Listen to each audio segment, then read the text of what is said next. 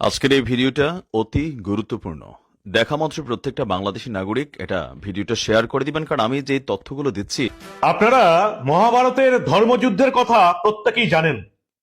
সেই ধর্মযুদ্ধে অধর্মকে হারাতে অর্জুন, যুধিষ্ঠির, এমনকি স্বয়ং শ্রীকৃষ্ণকে অবধি বিভিন্ন সময়ে সামান্য হলেও অধর্মের সাহায্য নিতে হয়েছিল। এবং স্বয়ং শ্রীকৃষ্ণ বলেছিলেন, ধর্মযুদ্ধে ধর্মের জিতটাই হচ্ছে আসল। তার জেতারা দরকার, তার জন্য যদি অধর্মের আশ্রয় নিতে হয় তাহলেও কোনো অধর্ম হয় না।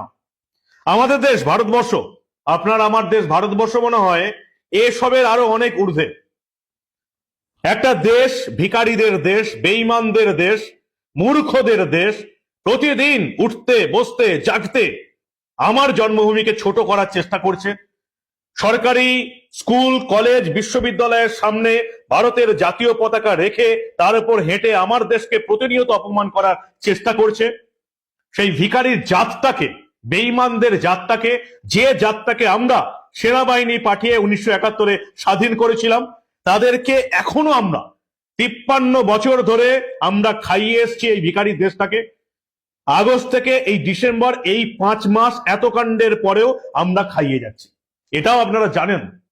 কিন্তু এই মুহূর্তে এই ভিখারি বেঈমানদের দেশে যেটা ঘটছে সেটা মনে হয় গোটা পৃথিবীর মানুষ দেখছে এবং ভাবছে ভারত এটা কি করছে।